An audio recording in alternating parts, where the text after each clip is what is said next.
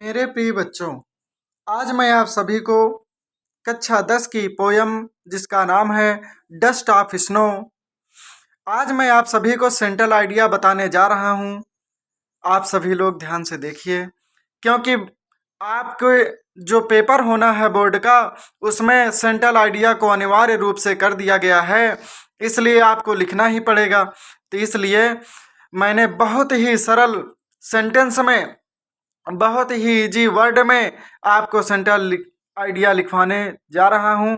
आप सभी लोग इसको ध्यान से देखिए। मुझे विश्वास है कि आप एक बार देख लेंगे तो आपको याद हो जाएगा, क्योंकि मैं इंग्लिश के साथ में हिंदी भी बताता चलूँगा, इसलिए आपको निश्चित ही समझ में आ जाएगा। चलिए भैया, देखते हैं सेंट्रल आइडिया। भैया, सेंट्रल आइडिया का मतलब क्या होता है? केंद्रीय भाव। सेंट्रल मीन्स केंद्रीय, आइडिया मीन्स भाव। केंद्रीय भाव क्या होता है? ये पोयम जो होती है, इसका मुख्य उद्देश्य क्या है कहने का, इसी को बतलाया जाता है कि इसी केंद्र के अंतर्गत दिया रहता है, तो उसी को कहा जाता है केंद्रीय भाव, जो कि पूरी पोयम को बताती है कि इस पोयम का उद्देश्य क्या है और पोएट क्या कहना चाहता है। चलिए भैया, अब शुरू करते हैं। आपको हम बताते हैं किस प्रकार से आपको लिखना है। ध्यान से देखिए।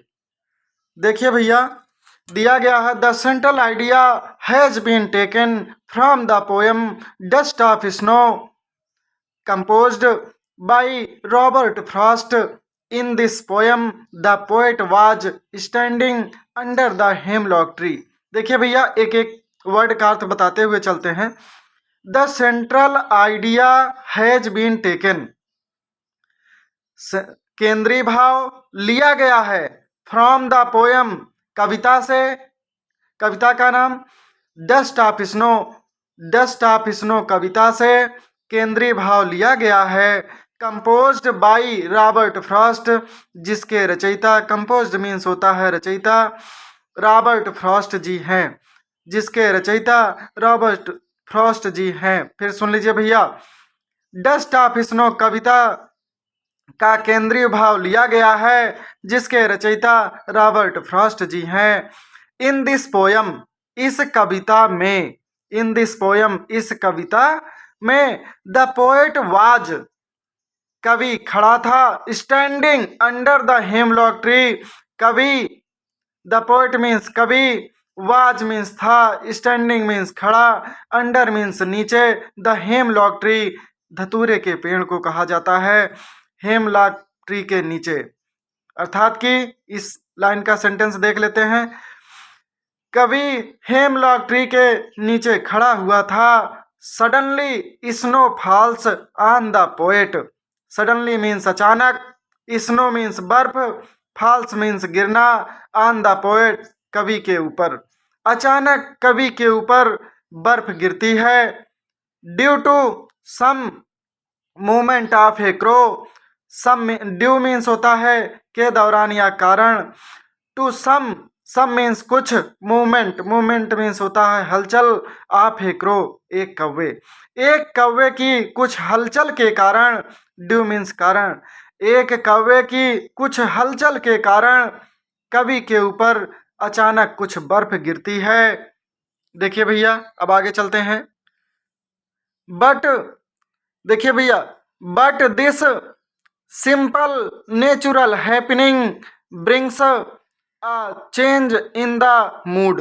देखिए भैया, बट मीन्स लेकिन, दिस मीन्स इस, सिंपल मीन्स साधारण, नेचुरल मीन्स घटना, लेकिन इस साधारण सी घटना, हैपनिंग मीन्स घटना, brings a change in the mood, mood means होता है मनोदशा या विचार, चेंज मीन्स होता है बदलना। देखिए भैया, लेकिन इस साधारण सी घटना ने उसके मनोदशा को बदल दिया। इट ग्लैडनेस, ग्लैडेंस हिज हर्ट, और उसके हृदय, और उसका हृदय खुश हो गया, या वह हृदय से खुश हो गया। And saved the some part of the day, और उसके दिन का कुछ भाग बच गया। ऑफ द डे दिन का, सम पार्ट मीन्स कुछ भाग, सेव्ड मीन्स बच गया, और उसके दिन का कुछ भाग बच गया 10। इस प्रकार वी कैन से हम कह सकते हैं that the central idea of the poem कि इस कविता का केंद्रीय भाव है is that the poet was sad, कवि बहुत दुखी था। सैड मीन्स दुखी, कवि बहुत दुखी था। बट लेकिन falling of A snow makes him happy, लेकिन बर्फ गिरने से वह खुश हो गया, लेकिन बर्फ गिरने से वह खुश हो गया। भैया यही पूरी कविता का केंद्रीय भाव है और मैंने बहुत ही सरलतम भाषा में बनाया हूँ। आप सभी लोग इसको निश्चित है एक बार देख लेंगे तो याद हो जाएगा। अगर आप चाहते हैं कि आप सेंट्रल आइडिया पर्याप्त रूप में लिखें तो आप यहाँ तक लिख लीजिएगा बस, saved the some part of the day, आप द डे तक कर लीजिएगा, आपके लिए सेंट्रल आइडिया पर्याप्त रूप में रहेगी। आप सब इसको निश्चित है देख लीजिएगा, समझ में आ जाएगा मुझे विश्वास है। और आप सब लोग परीक्षा में अधिक अंक प्राप्त करने का पूरा प्रयास करिए, निश्चित ही आपको अधिक अंक मिलेंगे और आप अच्छी राइटिंग बनाकर लिखने का प्रयास करिएगा। धन्यवाद।